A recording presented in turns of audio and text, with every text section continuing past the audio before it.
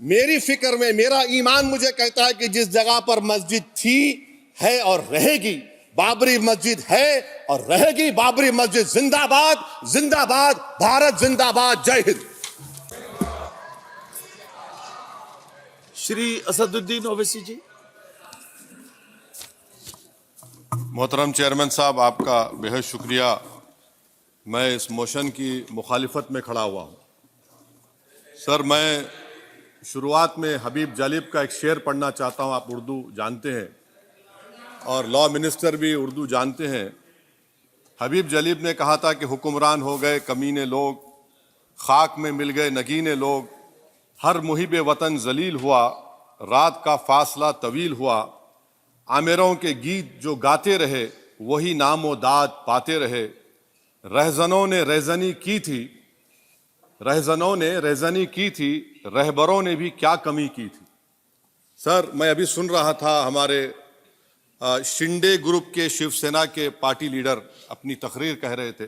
कहा कि 6 दिसंबर में जब बाबरी मस्जिद को शहीद किया जा रहा था तो उस वक्त के वजीर आजम नरसिम्हा राव पूजा कर रहे थे। आप ही ने कहा और कहा कि वो डिस्टर्ब नहीं करना। तो ये बड़ा अजीब मौका है कि बीजेपी की ताईदी पार्टी ये कह रही है कि नरसिम्हा राव ने कहा कि मुझे डिस्टर्ब मत करो, मैं पूजा कर रहा हूं, और जिसने रथ यात्रा निकाला, इन दोनों को मोदी सरकार ने इस मुल्क का सबसे बड़ा सिविलियन अवार्ड दे दिया, सबसे बड़ा सिविलियन अवार्ड दे दिया। तो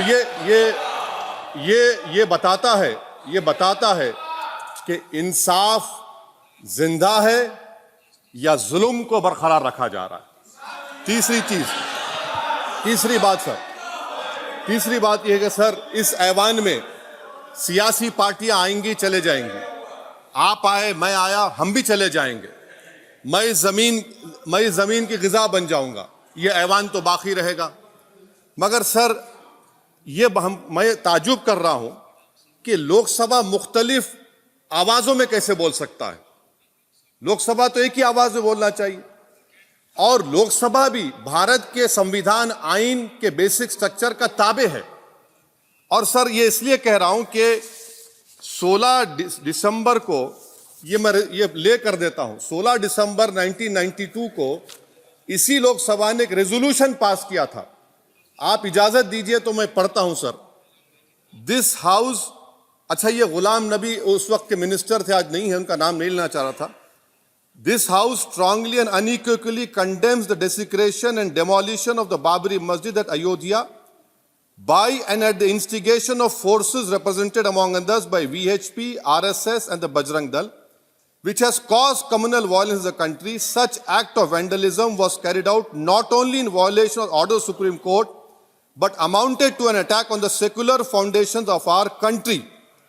This House expresses anguish at the happenings and wishes to reiterate its resolve that it will ceaselessly endeavor to uphold the secular and democratic traditions of our country and for the maintenance of rule of law. और एक paragraph है, नहीं पढ़ूंगा। मैं ताजुब कर रहा हूं कि जब इस ऐवान ने एक रेजोल्यूशन पास किया तो हुकूमत आएगी जाएगी, और हुकूमत ये मोदी हुकूमत जश्न मना रही है जो 6 दिसंबर को हुआ। तो ये एक बात है सर। चौथी बात यह है कि सर, नहीं, 6 दिसंबर के ऊपर कोई जश्न नहीं है। राम मंदिर के निर्माण की जो प्रतिष्ठा हुई है उसको संबोधन कर रहा है, और वो सर्वोच्च न्यायालय के द्वारा तथ्यों के आधार पर दिए गए निर्णय के कारण से हुआ है। सर्वोच्च न्यायालय का निर्णय है, तो तथ्यों के आधार पर निर्णय है। वो विषय आपने बोल दिया, ठीक है, ओके। परंतु जो मंदिर का निर्माण है वो नियमानुसार सर्वोच्च न्यायालय के निर्णय से तथ्यों को देख करके। और एक सेकंड, आप इस्लाम के बहुत जानकार हैं, विद्वान हैं वैसे भी, अब कानून के। यदि किसी अन्य धर्म के स्थान पर मस्जिद बनाई जाए तो शायद उसको मान्य नहीं किया जाता। अभी एएसआई ने, सुप्रीम कोर्ट ने स्वीकार किया है कि वहां पर राम मंदिर था। तो इस विषय केवल यह है कि वहां पर राम मंदिर ठीक बना कि नहीं बना, वो विषय हो गया। तो कृपया इस पर यदि आप कुछ बोले तो बोलें प्लीज। सर, मैं आपको गलत साबित कर दूंगा सर। और मैंने रुक तो जाइए। बड़ी इज्जत के साथ सर, मैं आपकी बड़ी इज्जत करता हूं। बड़ी इज्जत करता हूं सर। आपको मैं कोट कर रहा हूं सुप्रीम कोर्ट का जजमेंट, पैराग्राफ 1222 रोमन 17, उसमें लिखा गया है the destruction of the mosque took place in breach of the order status quo and the assurance given to this court the destruction of the mosque and obliteration of Islamic structure was an egregious violation of the rule of law. Egregious का मतलब जो छोटी मोटी अंग्रेजी में आती है वो क्रिमिनल एक्ट कहा। और सर आपने कहा था कि वहां पर मंदिर को तोड़कर बनाया गया। सर मैं आपके सामने ये तमाम चीजें लेकर दूंगा, सुप्रीम कोर्ट के जजमेंट के पैराग्राफ्स हैं जिसमें सुप्रीम कोर्ट ने एएसआई की रिपोर्ट को नकारा। उन्होंने कहा कि मंदिर को तोड़कर मस्जिद नहीं बनाई गई थी। सुप्रीम कोर्ट ने कहा, ये सुप्रीम कोर्ट ने कहा। अब और मैं रख दूंगा, आप पढ़ लीजिए, आप पढ़ लीजिए। अच्छा सर मैं अपनी तकरीर पर आ जाता हूं, मैं अपनी तकरीर पर आ जाता हूं सर। तो मैं अपनी बात कर देता हूं सर। तो मैं ये पूछना चाह रहा हूं कि क्या मोदी सरकार एक समुदाय, एक मजहब की सरकार है या पूरे देश के मजाहिब को मानने वालों की सरकार है? जिसको नहीं मानते उनकी सरकार है? हमको बता दीजिए। क्या मोदी सरकार सिर्फ एक फिक्र और नजरिया हिंदुत्व की सरकार है? क्या इस देश का, इस गवर्नमेंट ऑफ इंडिया का कोई मजहब है? इस वतन अजीज सबके मजहब को मानता है। सर मेरा मानना है कि इस देश का कोई मजहब नहीं है। क्या ये सरकार 22 जनवरी का पैगाम देकर ये बताना चाहती है कि एक मजहब को दूसरे मजहब के मानने वालों पर गलबा और कामयाबी मिली?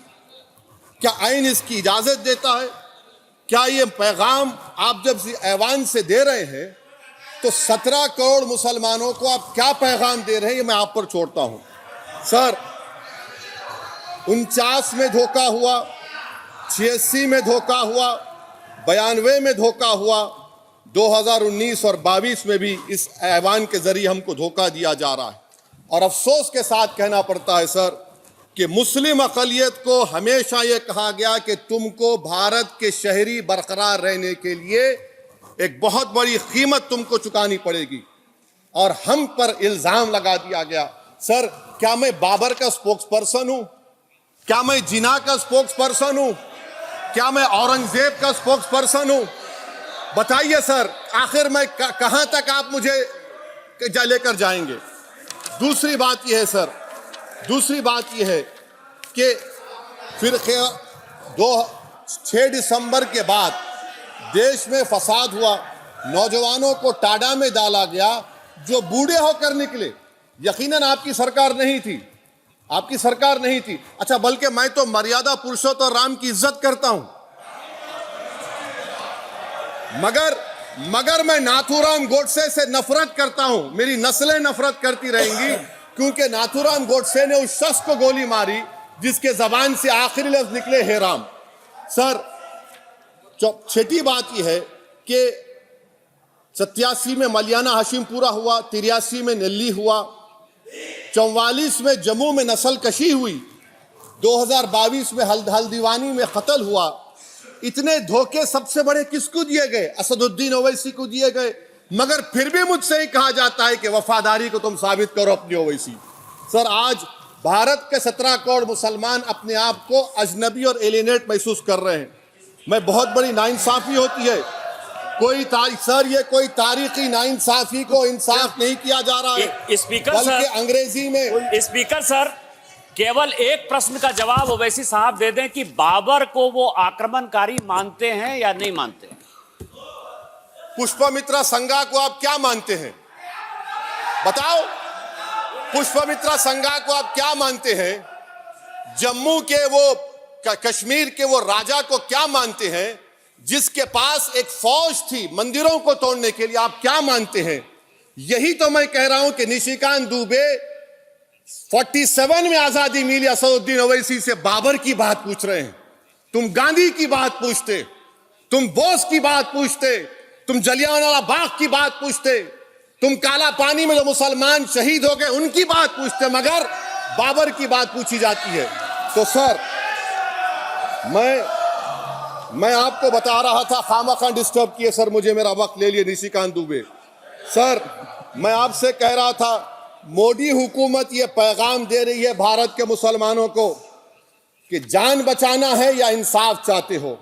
मैं कह रहा हूं, मैं भीख नहीं मांगूंगा, मैं इस नंगी तासुब को कबूल नहीं करूंगा, मैं दूसरे दर्जे के शहरी के मौक़िफ़ को कबूल नहीं करूंगा, मैं अपनी शनाख्त को नहीं मिटने दूंगा।